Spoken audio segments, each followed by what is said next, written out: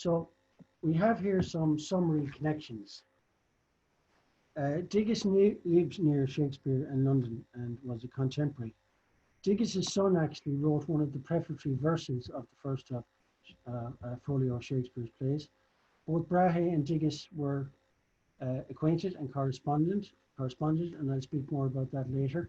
And Elsinore Castle is across what's known as the Sont, or the Sound, from Wien, where Brahe's observatory was, between Denmark and Sweden. So we have some connections already starting to emerge.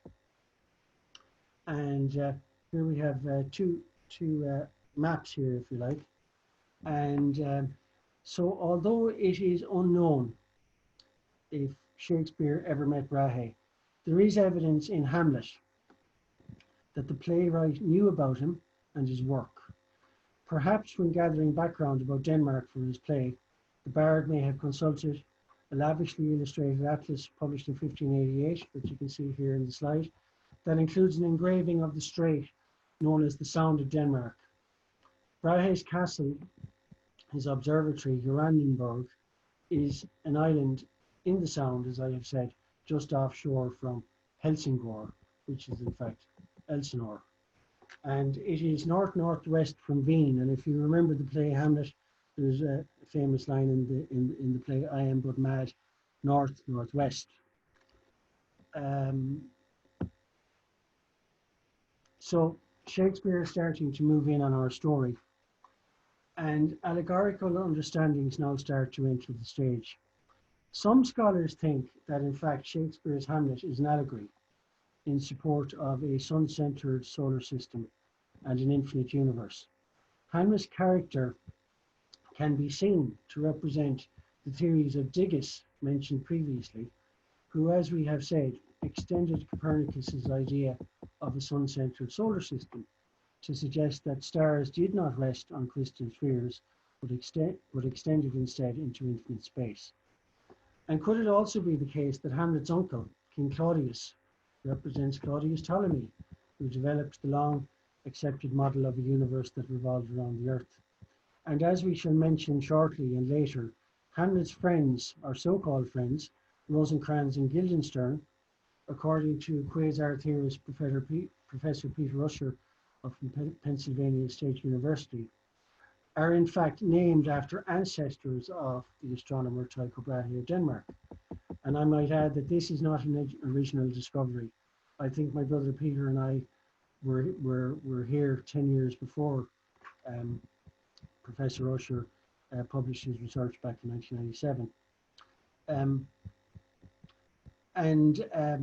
Usher thinks that Rosencrantz and Guildenstern symbolize Earth-centered cosmology and are personifications of Tychonic geocentrism.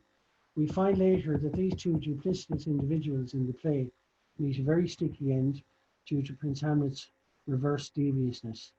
And when Hamlet arranges for the deaths of Rosencrantz and Guildenstern and kills his uncle Claudius, Usher's conclusion is that Shakespeare was dramatizing the triumph of the new cosmology over the old. The play is in effect seen as a defense of Copernicanism.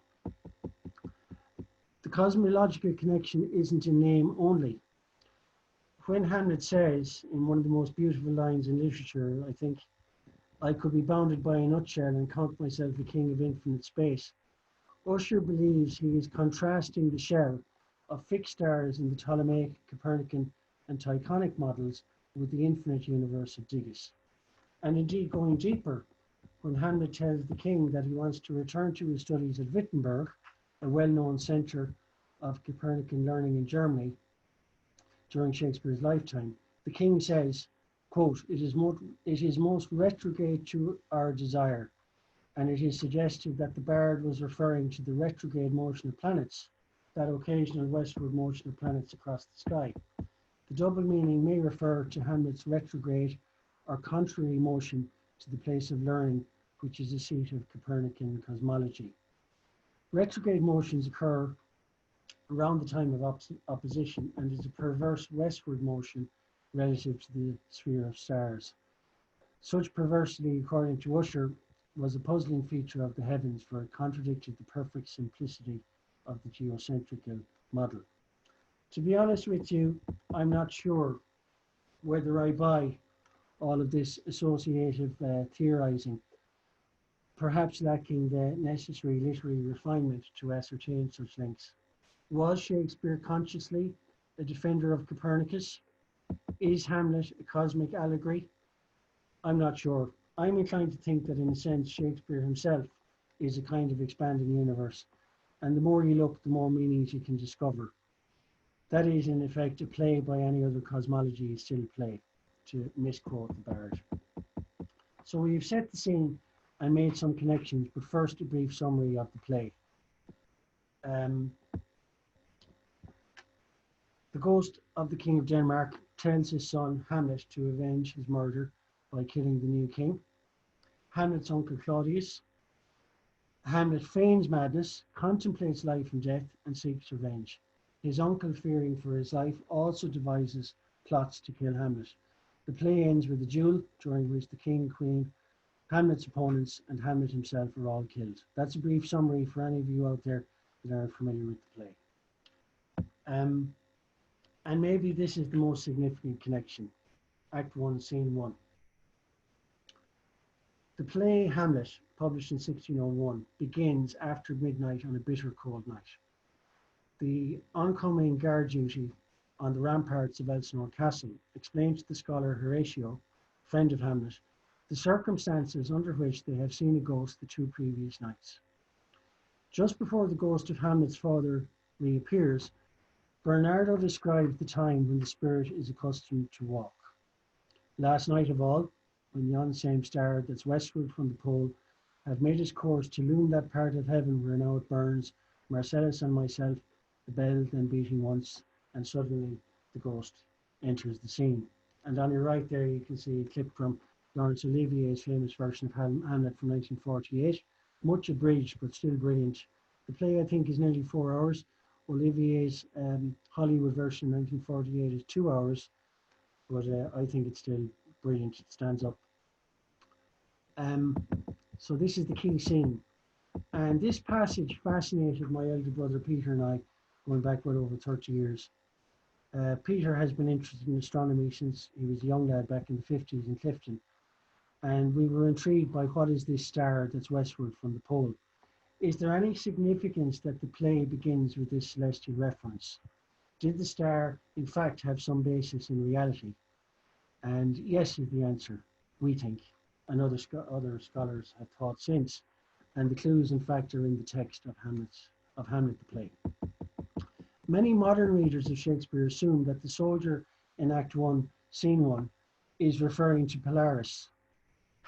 Some modernizations of the language even declare it to be so, but astronomers over at least 40 years have concluded that it is more likely a visiting star, a bright light that appeared in the heavens, so bright as to be brighter than Jupiter, even brighter than Venus, each of course of which are brighter than stars, and finally to be so bright that it was visible in the daytime sky at noon. The visiting star to which Shakespeare almost certainly refers did become visible in 1572 and remained visible for a year and a half until 1574. And over these months it grew steadily brighter until it became visible in the daytime sky. And there are letters from Tycho Brahe to Kepler to attest to this. And then it faded away from view to the naked eye. The observation of the 1572 visiting star marked the beginning of Tycho Brahe's career in astronomy, and his nightly naked eye observations of ingenious exactitude of the sky over decades made possible Kepler's work later on the laws of motion of astronomical bodies, his famous planetary laws. And Brahe and Kepler are the giants on whose shoulders the greatest scientist that has ever lived, in my opinion, paid credit for his discovery of the universal law of gravitation. So let's go into the science and astronomy in a little bit more detail. Back to business. Why is this supernova of 1572, we think, the reference star? There was a paper published in 1998 by astronomers from the University of Texas that claimed that this supernova in 1572, Tycho supernova, is the star referred to in Shakespeare's play. But in fact, 10 years before this, in 1988, my brother Peter and I had arrived at the same conclusion. But of course, this was in the pre-internet days, and maybe we missed a chance to. It was in the pre-internet days. I'll come back to it. And let's go back to the play. The bell tolling 1 a.m. in Act 1, Scene 1 sets the time of night. But to determine which stars lie westward from the pole, we also need to know the time of year. And fortunately, the text of Hamlet provides sufficient clues. The soldier Francisco complains that the night is bitter cold. And Hamlet agrees on the next night that the air bites shrewdly. It is very cold, suggesting a date in late autumn or winter. Then the guard Marcellus, shortly after encountering the ghost, comments that when, quote, that season comes wherein our Saviour's birth is celebrated, then they say no spirit can walk abroad, unquote. So for this reason, it's concluded that Act 1, Scene 1 does not take place during the season of Advent, which begins on the Sunday closest to November 30th and ends on Christmas Day. Furthermore, Hamlet tells us that the death of his father occurred approximately 2 months before the beginning of the play, and the ghost reveals that he was murdered while taking an afternoon nap in the open air, quote, sleeping within my orchard, unquote. The death of Hamlet's father, therefore, appears to have taken place near the end of summer, perhaps in September, when the afternoons still could be warm enough for sleeping outside. The opening scene of the play would fall 2 months later on a cold night in November. So now we need to look for some stellar candidates. We've looked at the text, now we have to look in the sky. For an observer in Northern Europe at 1 a.m. in November, is there an obvious choice for a bright star that is, quote, westward from the pole? And if there is, what is it?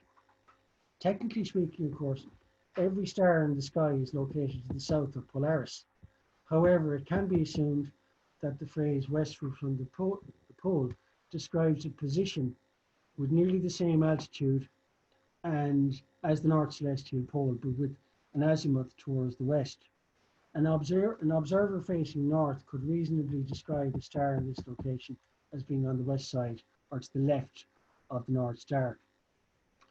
And the Texas University team used some software to find the dates using the Julian calendar, which would have been used in England during Shakespeare's time, when various prominent northern stars were westward from the pole at 1 o'clock in the morning.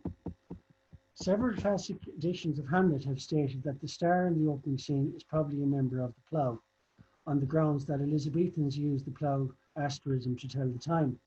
Shakespeare indeed does have the characters in Henry IV, Part 1, Act 2, Scene 1, deduce the hour of the night from the position of Ursa Major.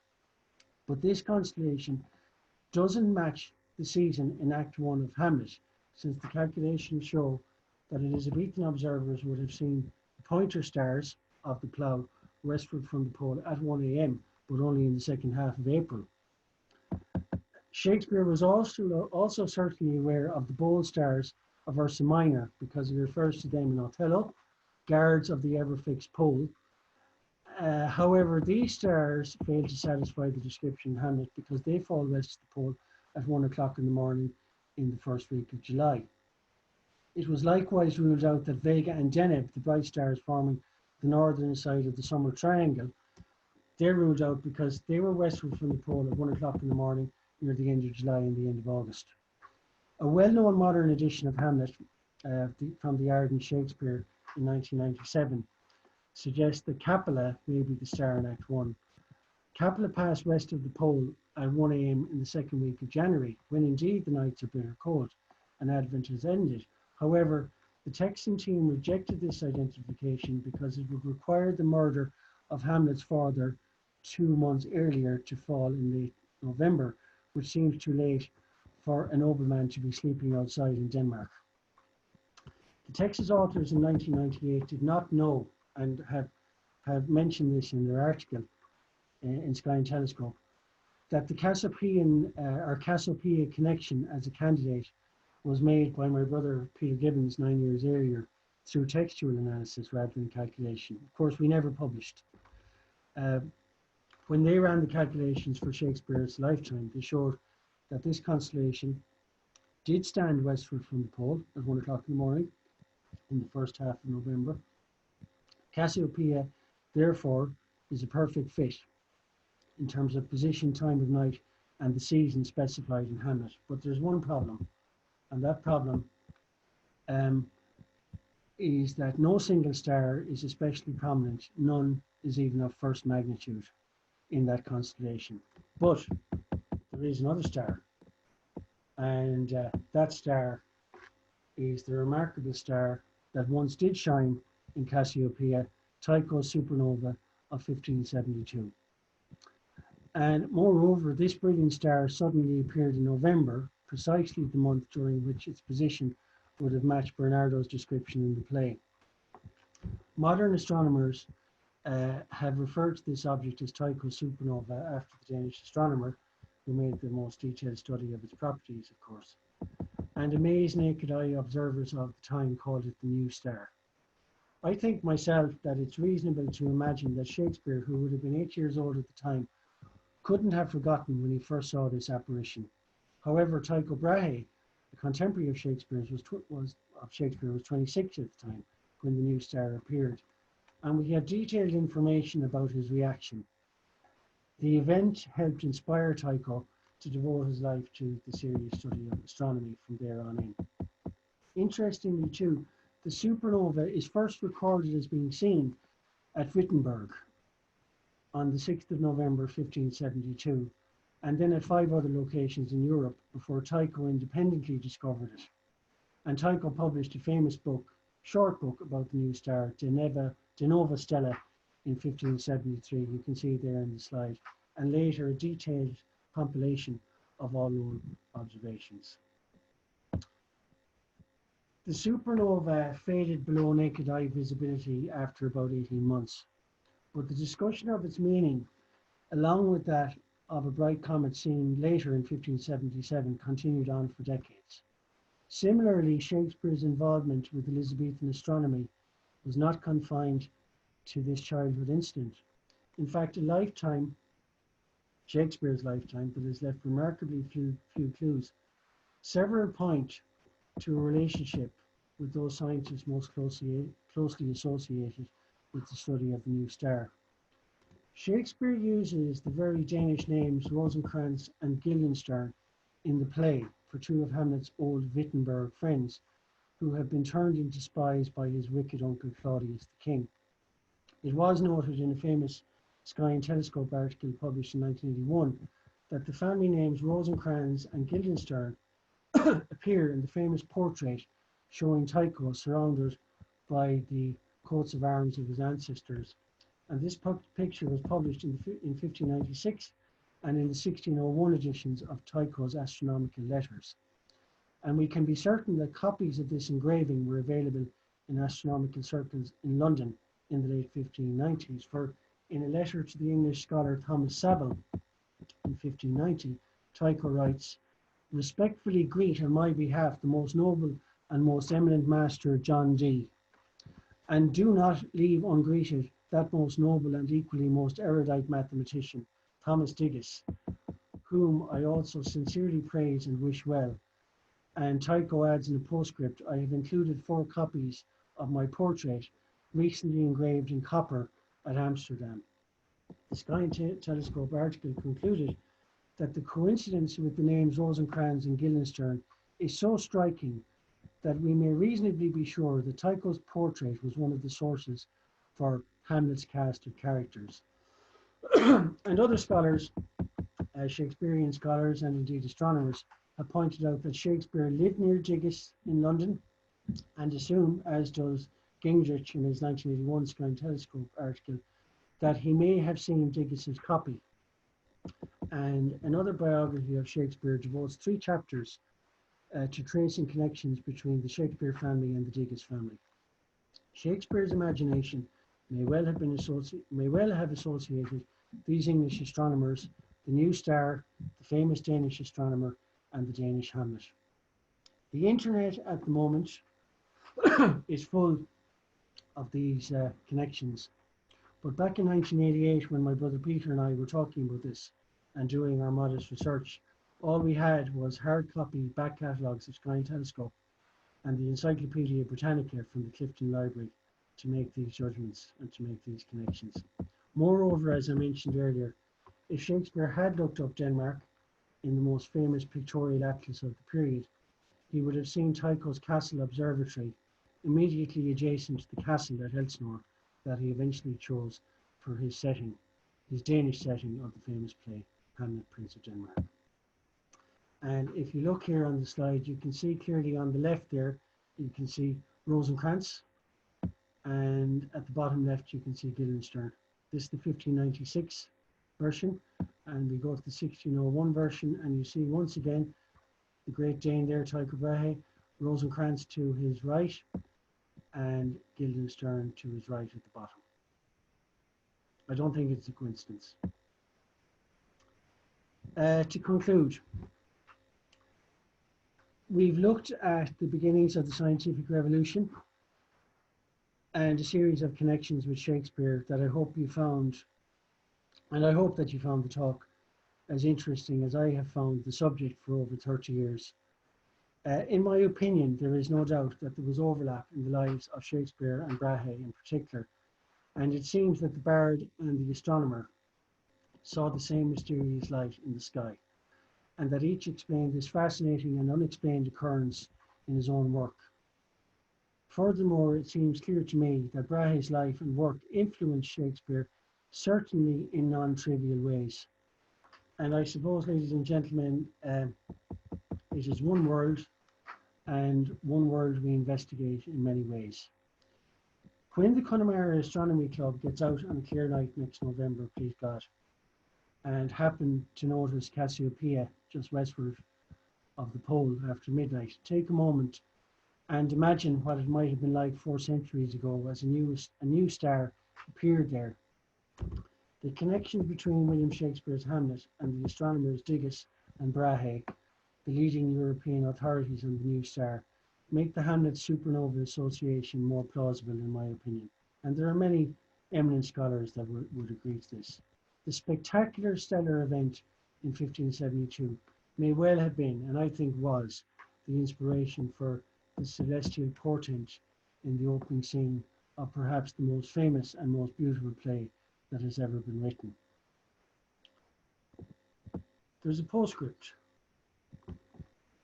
and Voyager 2 is the postscript, the remarkable Voyager 2. And in 1986, Voyager 2's closest approach to Uranus occurred on January 24th, when it came within 50,000 miles of the planet, the cloud tops of Uranus. This was in fact 4 days before the Challenger disaster. And I remember playing snooker in the town hall in Clifton the day of the Challenger disaster, and someone burst into the snooker hall and said that the Challenger had exploded.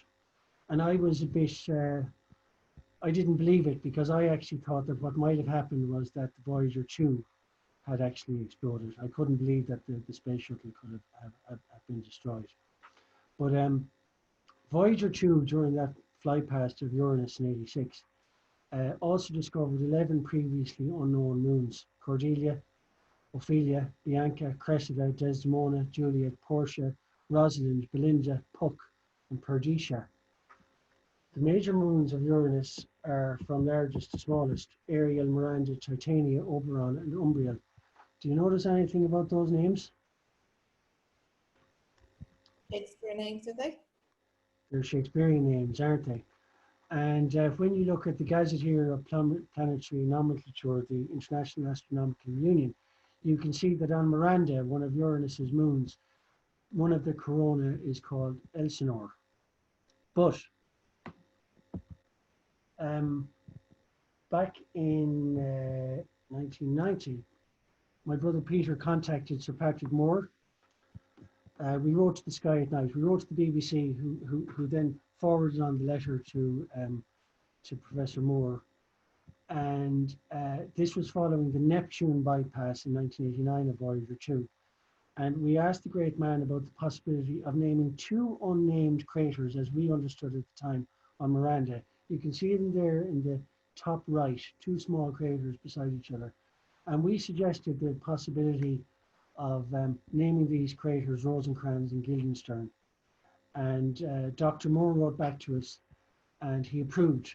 And he said that the proposal should be brought forward to the next meeting of the International Astronomical Union in 1992.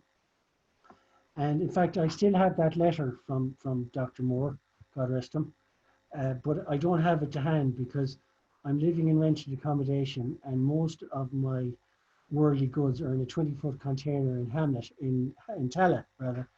And the copy of that letter is there. But he did write back to us and said it's a great idea and go for it. So we missed that opportunity. And to this day, I don't know have those craters ever been named.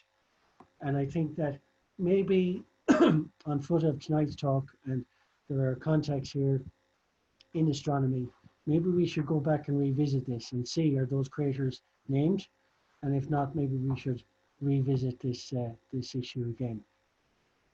That's it, everybody. I hope you enjoyed the talk.